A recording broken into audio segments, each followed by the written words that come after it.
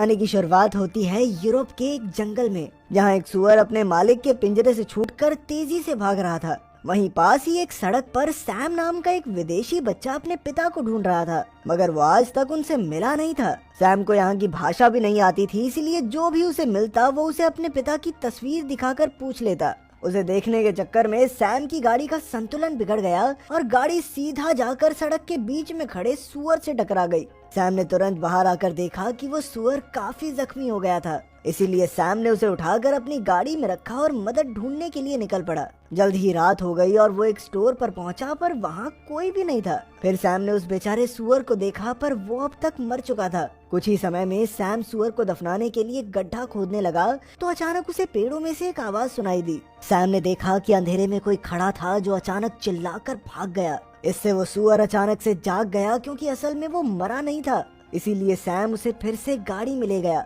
तभी उसके सामने दोबारा से वही इंसान आया। ये असल में कर्की नाम की एक लड़की थी। लड़की ने बताया कि ये सुअर उसका ही है, तो सैम ने उसे गाड़ी में बैठाया और उनके घर छोड़ने निकल पड़ा। घर पहुंचकर कर्के ने सैम को कुछ खाने पीने को दिया और फिर उसे वहीं पर रात गुजारने को कहा। जल्द ही सैम कपड़े उतारकर सो गया और कर्के ने घर से बाहर निकलकर आसमान को देखा और कहा शुक्रिया।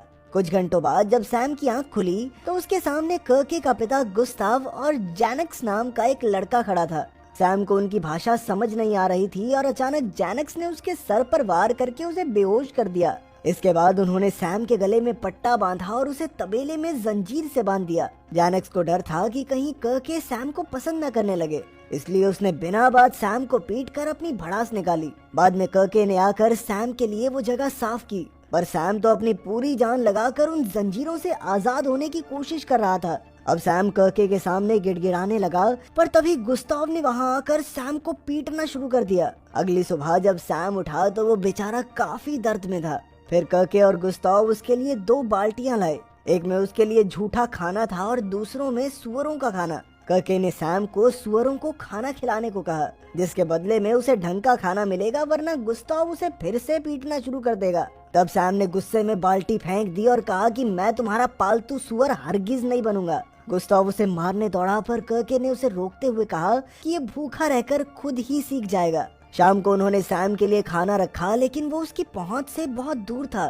सैम ने उसे पैर से खींचने की कोशिश की, पर अचानक एक सुअर आकर सारा खाना खा गया। फिर अगले दिन वहाँ मार्क और विलियम नाम के 2 आदमी आए और बेचारे सैम ने उनसे मदद मांगने की कोशिश की, पर वो तो गुस्ताव से कहने लगे कि वो सैम को खरीदना चाहते हैं। तभी जैनक्स ने आकर गुस्ताव को ऐसा करने से रोका, क्योंकि अगर सैम चला गया तो उसे खुद गुलाम बनकर रहना होगा। असल में जैनक्स मार्क का बेटा था और विलियम उसका चाचा, लेकिन वो उसे एकदम गुलामों की तरह रखते थे।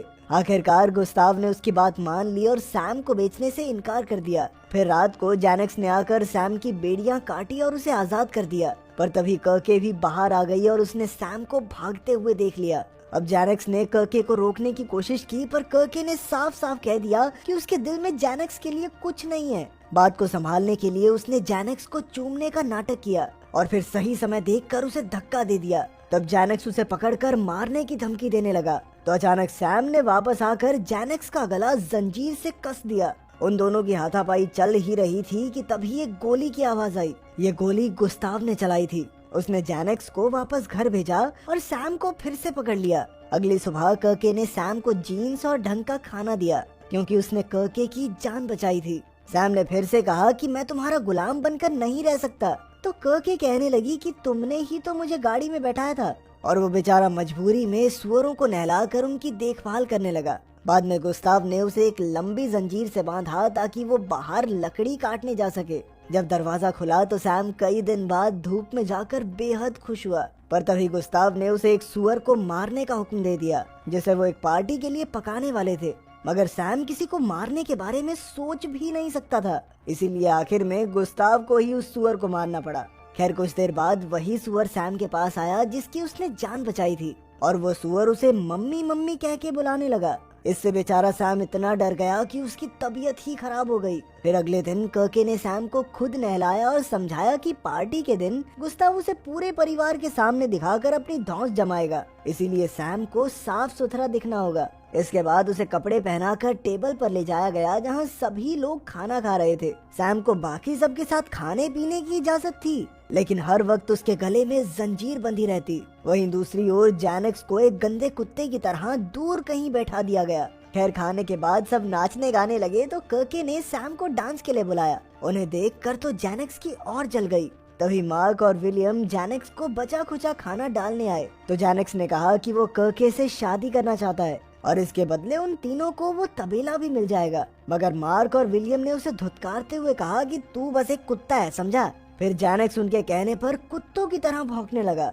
और तो और वो अपने पेट पे मालिश करवा के खुश भी हो रहा था। तभी अचानक गुस्ताव ने सैम को कर्के से दूर कर दिया और कहा कि अभी तुम इसके लायक नहीं हो। फिर कर्के ने सैम को वापस जाने को कहा और जब सैम लौट रहा था तो एक कुत्ता जोर जोर से उस पर भौंकने लगा। अचानक सैम भी कुत्ते की ही तरह जमीन पर बैठकर भौंकने लगा और असली कुत्ता डरकर भाग गया। इसके बाद जैनेक्स झोपड़ी से बाहर निकला और वो सैम पर भौंकने लगा। तब सैम ने पीछे मुड़कर देखा कि उसकी गाड़ी पास ही खड़ी थी तो वो भागकर गाड़ी में बैठ गया, लेकिन दरवाजे में उसकी जंजीर अटक गई। खैर, उसने कुछ देर के लिए चैन की सांस ली और गाड़ी में रखी टॉफी खाई। फिर उसने गाड़ी की चाबी लगाकर गाड़ी स्टार्ट की और वाइपर से सामने का शीशा साफ होने लगा। अचानक सैम ने देखा कि कर्के उसके सामने खड़ी चिल्ला रही थी कि सैम भागने की कोशिश कर रहा है। तभी उसके पूरे परिवार ने सैम पर हमला बोल दिया और उसे खींचकर तबेले में ले आए। सैम ने उन्हें समझाने की कोशिश की कि भाई, मैं भागने की कोशिश नहीं कर रहा था, ये जंजीर बंधी हुई है, कैसे भागूंगा। पर उनमें से किसी ने उसकी एक न सुनी और गुस्ताव उसे सबके सामने कुत्तों की तरह पीटने लगा। बेचारा सैम पूरी रात दर्द से करहाता रहा। फिर अगले दिन उसे एक छोटी जंजीर से बांधा गया ताकि वो ज्यादा हिल डुल ही ना सके।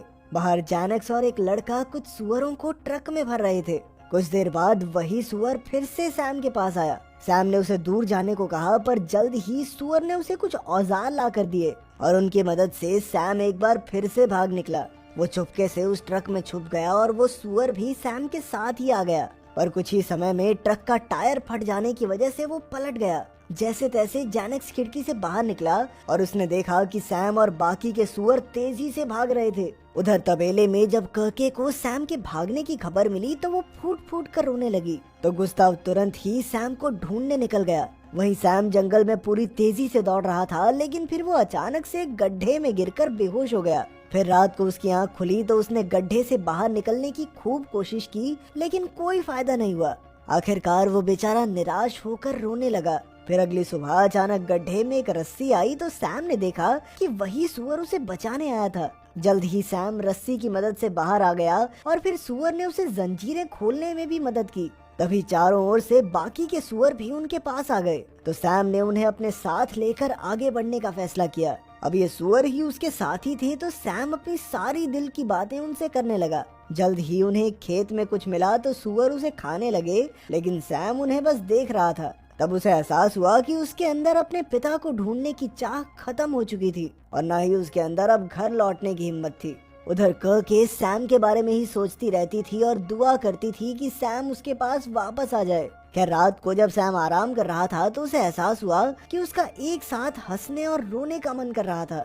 तभी उस सुअर ने कर्के का नाम लिया। कुछ देर सोचने के बाद सैम ने फैसला किया कि वो कर्के के पास वापस लौट जाएगा। अगली सुबह वो तबेले की ओर निकल पड़ा और सभी सुअर भी उसके पीछे पीछे चल पड़े। जब वो जंगल से बाहर निकला तो सैम को गोली चलने की आवाज सुनाई दी। असल में गुस्ताव, मार्क और विलियम एक साथ सैम को ढूंढ रहे थे और जैनेक्स उनका कुत्ता बनकर आया था। तब सैम खेत में छिपते छिपाते आगे बढ़ने लगा, पर जल्द ही जैनेक्स सूंघते हुए सैम तक आ पहुंचा।